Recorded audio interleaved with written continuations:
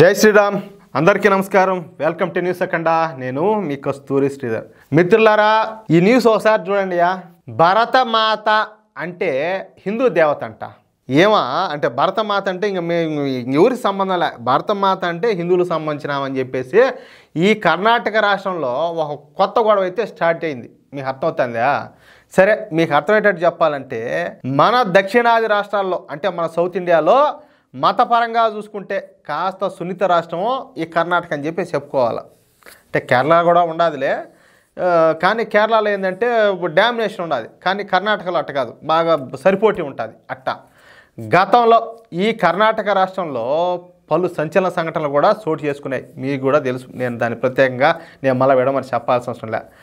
BJP అదేవిధంగా కాంగ్రెస్ ఈ రెండు పార్టీలు కూడా డి అంటే డిన్నెట్టు పోటాపోటీగా బలంగా ఉండేటువంటి రాష్ట్రం కూడా ఈ కర్ణాటకే. ఏది మన సౌత్ ఇండియాలో ఏం జరిగినా కూడా ఏది ఈ కర్ణాటకలో అది జాతీయ స్థాయిలో కూడా ప్రకంపనలు సృష్టిస్తుంది, మామూలుగా అయితే ఉండదు. కర్ణాటకలో ఈ మఠాలు ఉంటాయి.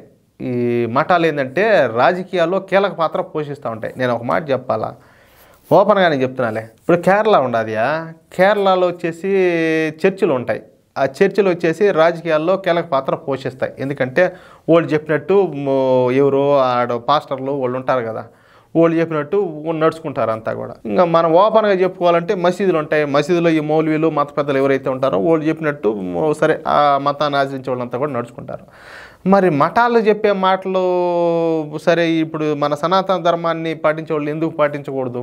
అంతే కదా, ఇంకా దాంట్లో తప్పు పట్టాల్సిందే ఉండదు. ఒకసారి ఆలోచించండి మీరు కూడా. ఎందుకంటే స్వామీజీలు ప్రవచనాలు చెప్పడానికే కాదు, సమాజాన్ని సరైన దిశలో నడిపించాలి కూడా. సరే, ఇప్పుడు ఎవరినైనా అటు అనుకుంటే ఇప్పుడు కర్ణాటకలో ఏ పార్టీ రూలింగ్లో ఉన్నా అని చెప్పి మీరు అనుకోవచ్చు, కొంతమందికి ఆలోచన రావచ్చు. సరే, అది వేరే విషయం. సరే, ఏదేమైనప్పటికీ కూడా ఇప్పుడు అందుకే కదా నేను చెప్తాను, కర్ణాటకలో వచ్చేసి పోటాపోటీగా ఉన్నాయి. కాంగ్రెస్ పార్టీ కావచ్చు, భారతీయ జనతా పార్టీ కావచ్చు. ఇప్పుడు భారతీయ జనతా పార్టీ మత రాజకీయాలు చేస్తారని చెప్పి చాలా మంది అంటారు. మరి కాంగ్రెస్ చేసేది ఏంది? కాంగ్రెస్ పార్టీ అధికారిక అధ్యక్షుడైనటువంటి రాహుల్ గాంధీ పార్లమెంట్ సాక్షిగా హిందువులను నానా మాటలు మాట్లాడాడు కదా, దుర్భాషలు అన్నాడు కదా. మరి వేరే వాళ్ళని ఎవరైనా మాట్లాడగలుగుతాడా? మాట్లాడలేడు, మాట్లాడు కూడా. ఎందుకంటే హిందువులు సులకన కాబట్టి, సావు కాబట్టి. అదేదో అదేదో నాన్ వేసిన ఏదో యూట్యూబ్ ఛానల్ అని ఉంటుంది, దాంట్లో ఆయన ఎవరో మాట్లాడతాడు సావుకని. అట్టా హిందువులు అంటే సావు కాబట్టి ఇష్ట ప్రకారం మాట్లాడినాడు. అది వేరే వాళ్ళని ఎవరైనా మాట్లాడతాడా? ఇటు బస్సు కూడా మాట్లాడు. ఏమంటారా? సరే, ఇంక విషయానికి వద్దాం. కర్ణాటకలో కాంగ్రెస్ ప్రభుత్వం ఇప్పుడు మరొక దారుణానికి అయితే ఒడిగట్టింది. వాళ్ళు చేసేటన్నీ కూడా దారుణాలే. చెప్పాలంటే మన దేశాన్ని విభజించింది కూడా ఓళ్ళే. అదేవిధంగా మరొక దారుణానికి అయితే ఒడిగట్టింది. పిల్లల పాఠ్య పుస్తకాల్లో ఈ భరతమాత హిందూ దేవత అని చెప్పేసి వాళ్ళు దాంట్లో ప్రింట్ చేయించారు. అంటే పిల్లల చేత చదివిస్తున్నారు. అంటే మన దరిద్రం, మన దౌర్భాగ్యం, మన దురదృష్టం, ఏ జనంలో చేసుకునే పాపమో. మన దేశాన్ని మొఘలాయలు పరిపాలించారు, తర్వాత బ్రిటిషర్లు పరిపాలించారు. మన దేశంలో ఉన్నటువంటి సంపదనంతా కూడా వాళ్ళు దోచుకోపోయినారు. తర్వాత మన దౌర్భాగ్యం కొద్దీ దొడిదారులో ప్రధానమంత్రి అయినటువంటి ఎవరో ఈ చీచి నెహ్రూ ఉన్నాడు కదా, అదే ఆయన ఎవరో నెహ్రూ ఎవరోలే, ఆయన నెహ్రూ వచ్చినాడు ప్రధానమంత్రిగా. ఆయన వచ్చిన తర్వాత ఈ కాంగ్రెస్ పార్టీ కూడా మన దేశాన్ని దున్ని పారేసింది. అంటే ఉండే కాడికి ల్యాబ్ ఎరుకునేసాను, అంతా దోచేసుకున్నారు. ఏమంటారా?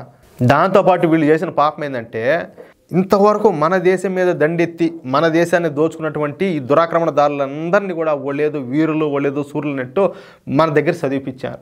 మన చదువుకోవాలా? అక్బరు, బాబరు, వాడి నాయన, ఓడి తాత, ఓడి మనవాడు, ఓడి బొచ్చోడు బోచాడు అని చెప్పి మన చదవాలా? చదివినావు లేదా? ఆ పాపం అంతా ఎవరిది? ఎవడో సౌదీలో పుట్టాడు ఒకడు. ఆ సౌదీలో పుట్టినవాడిని ఇక్కడ తీసుకొచ్చి ఓడికి విద్యాశాఖ మంత్రికి, అంటే మన దేశంలో అంటే మన భారతదేశం ఏర్పడినాక ఎవడో ఈ మౌలానా అబుల్ కలాం ఆజాద్ అని చెప్పేసి ఆయన గారికి ఇక్కడ విద్యాశాఖ మంత్రి పదవి ఇచ్చారు. ఎవడో సౌదీలో పుట్టినోడు అంటే ఈ దేశంలో ఈ దేశ చరిత్ర, ఈ దేశ మూలాలు చేసినటువంటి మనిషే లేడా? ఎవడో మౌలానా అబుల్ కలాం ఆజాద్కి తీసుకొచ్చి విద్యాశాఖ మంత్రి ఇస్తే ఓడు మన దేశాన్ని బాగా తూట్లు ఎవడైతే పురుషుంటారో వాళ్ళు మనకు చరిత్ర పురుషులుగా, వాళ్ళు వీరులుగా, సూర్యులుగా మన దగ్గర చదివిపించారు. మన దౌర్భాగ్యం. అదేవిధంగానే భరతమాత హిందూ దేవత అని చెప్పేసి ఇప్పుడు ఈ కర్ణాటక కాంగ్రెస్ ప్రభుత్వం వాళ్ళ పాఠ్యాంశాల్లో రాపించి పిల్లవాళ్ళ దగ్గర చదివిపించాలి.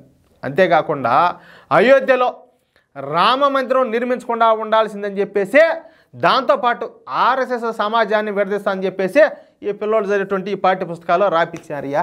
ఇంకనే మాట్లాడేది ఉండదు. మీరు ఒకసారి ఆలోచించుకోండి, ఏంది ఎట్టబోతుంది సమాజం అనేది. ఇప్పుడు ప్రపంచంలో ఇన్ని దేశాలు ఉన్నాయి కదా, క్రిస్టియన్ దేశాలు చాలా ఉన్నాయి, ఈ ఇస్లాంను పాటించేటటువంటి దేశాలు చాలానే ఉన్నాయి. ఈ దేశం ఆ దేశం అని వద్దులే. ఏ క్రిస్టియన్ దేశమైనా కూడా ఒక చర్చి కోసం కోర్టు మెట్లెక్కి పోరాడిన సందర్భం ఏడైనా ఉండదా? లేదంటే ఏ ఇస్లామిక్ దేశమైనా, అంటే ఇస్లాంను పాటించేటువంటి ఏ ఇస్లామిక్ దేశమైనా కూడా ఒక మసీదు కోసం లేదా ఒక దర్గా కోసం కోర్టు మెట్లెక్కి పోరాడేదైనా ఇది మాది మాది అని చెప్పేసి కోర్టు మెట్లెక్కి కోర్టులో పోరాడిన సందర్భము ఆ ఉదాహరణ ఏ దేశంలో ఉండదా? లేదే. కానీ దౌర్భాగ్యం ఏంటంటే మన దేశంలో మనందరికీ ఆరాధ్య దైవమైనటువంటి మన శ్రీరామచంద్రుల వారి మన అయోధ్య రామ మందిరం కోసం మన కోర్టుకెక్కి కోర్టు ద్వారా మనం నాయనా స్వామి ఇది మాది మాకు సంబంధించి అని చెప్పేసి అక్కడ ఆర్కియాలజీ సర్వే డిపార్ట్మెంట్ వాళ్ళు వచ్చి వాళ్ళు సర్వేలు చేసి అక్కడ దొరికినటువంటి ఆ సాక్ష్యాలను బయటికి తీసి అక్కడ కోర్టు తీర్పిచ్చిన దాకా మన బతుకులకు రామ మందిరం కట్టుకోవడానికి వీలు లేకుండా పోయింది. ఎంత గొప్ప జన్మలో మనం ఎంత గొప్ప బతుకులో మనం ఎంత అదృష్టవంతులమో ఈ ప్రపంచంలో ఈ సృష్టిలో హిందువుల కంటే అదృష్టవంతులు ఎవరైనా ఉండారా అనేది ఒక్కసారి ప్రతి ఒక్కరు కూడా గుండెల మీద చేసుకొని ఆలోచించండి. ఈ మతం ఆ మతం అనవద్దు.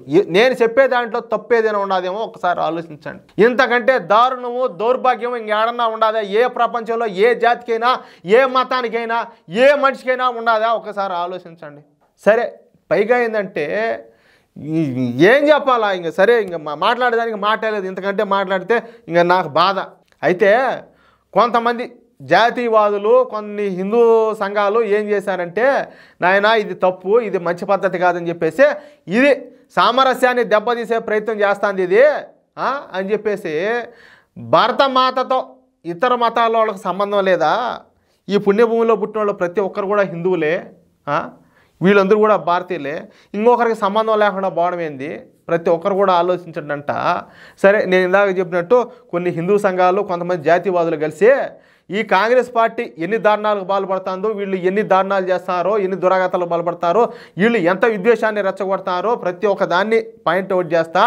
దీనిపైన గవర్నరు కర్ణాటక గవర్నర్ అయినటువంటి తావర్చంద్ గెహ్లాట్కు ఒక లేఖ ఒకటి రాశారు.